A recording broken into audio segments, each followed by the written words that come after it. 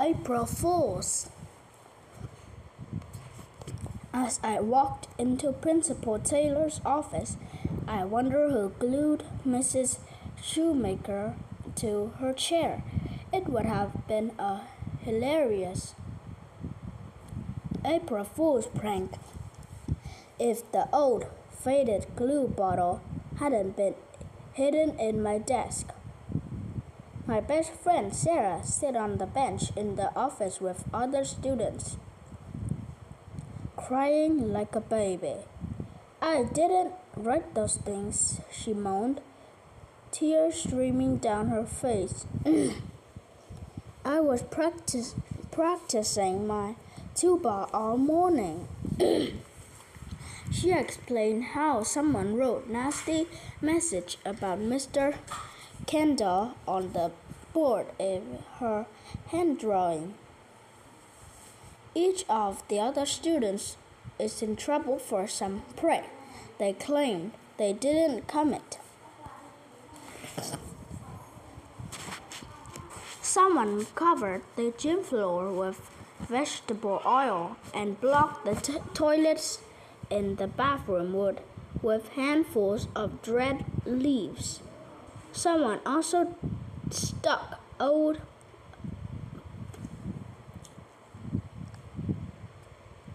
bologna under the cafeteria table so the whole place stinks like a garbage dump.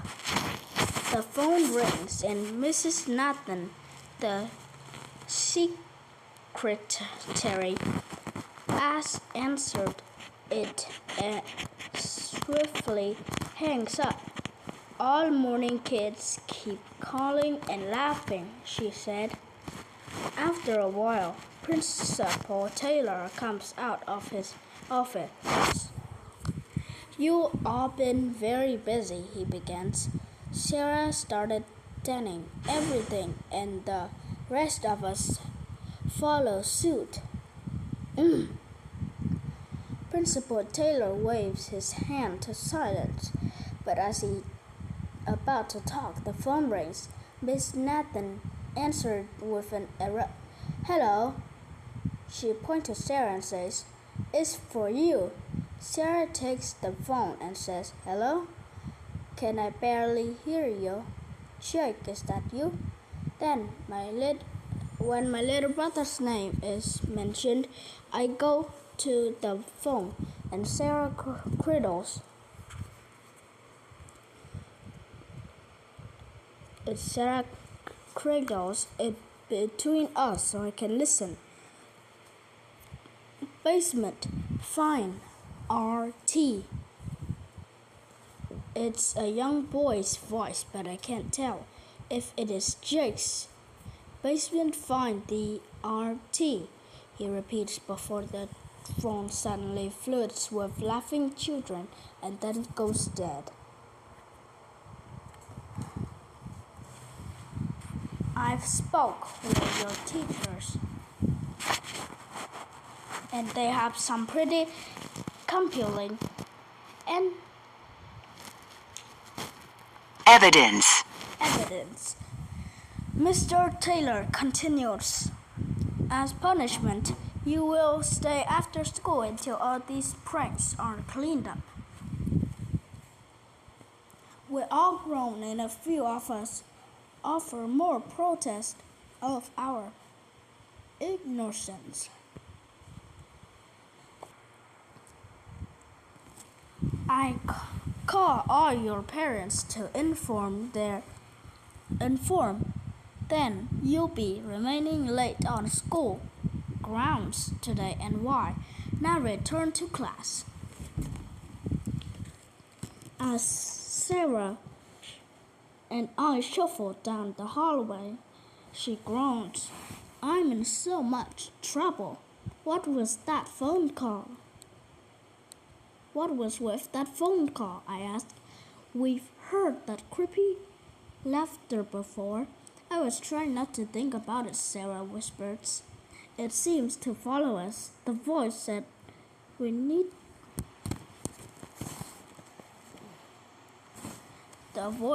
need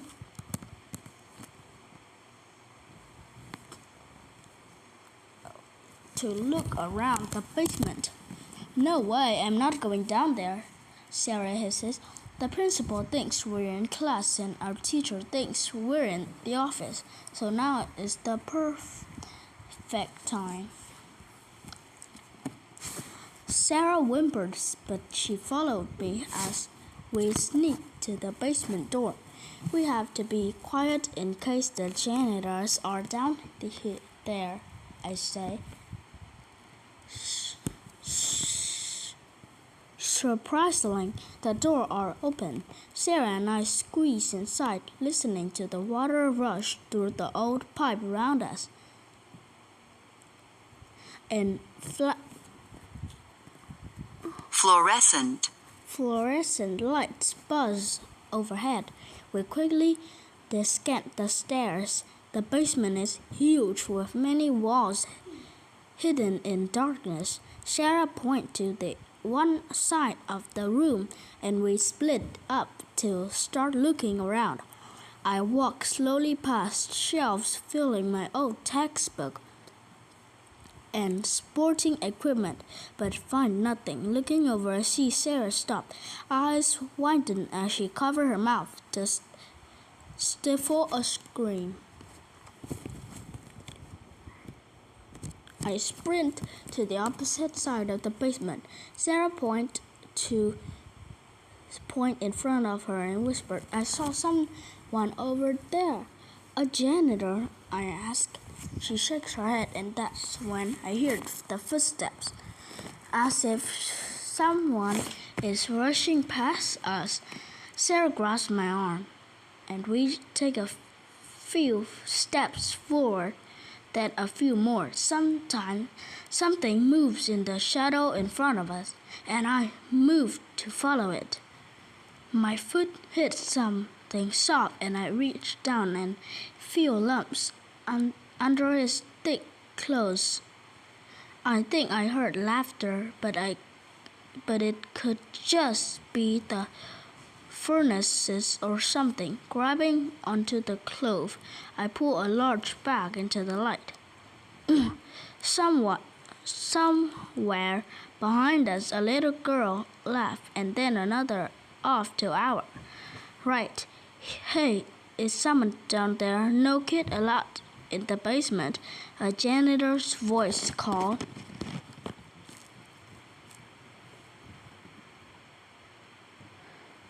I grab the bag and the janitor walks the room, shining a flashlight back and forth. Then he shines his light away from us. Sarah and I sneak quickly and quietly behind the shelves and up the stairs.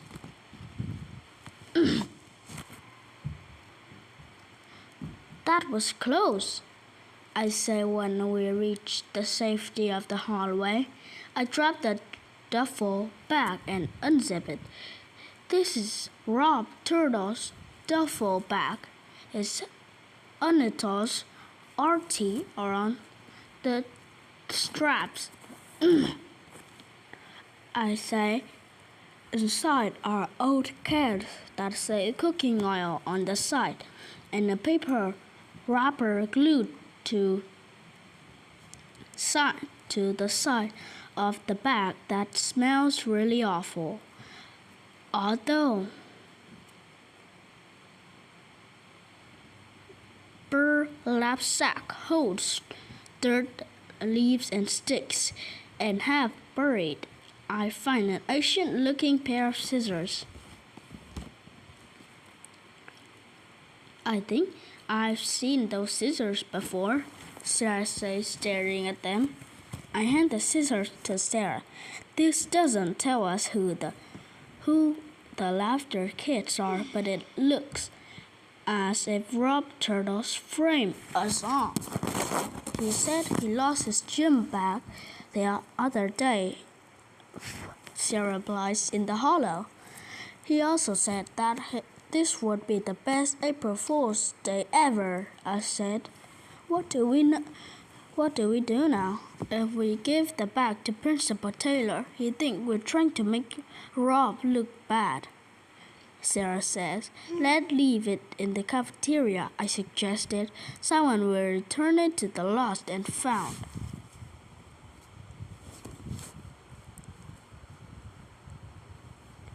We leave the bag in the stinky cafeteria and return to class. After lunch, Rob Turtles is called to the office. In the day progress, more students are found with evidence of pranks. Someone put dirt in the cafe in the teacher's lunch and made all the lights flicker in the East Wing. At the end of the day, Principal Taylor had called a surprising number of students into the cleanup duty. Rob, Sarah, and I are assigned to the cafeteria. How did you arrange all these pranks? Asked Rob. You must have been in school all night. I didn't, and I don't know where the stuff came from. I accidentally left my bag in the hall a few days ago, he replied. I have some pretty amazing pranks planned, though. Sarah and I shared a look. Neither of us believed him, but it's also true that he couldn't have done this alone. When we finished, we waited for our parents in the office. We heard Mrs. Nathan answer the phone. Those laughing kids again, she yells. I'll be so happy when this day is over.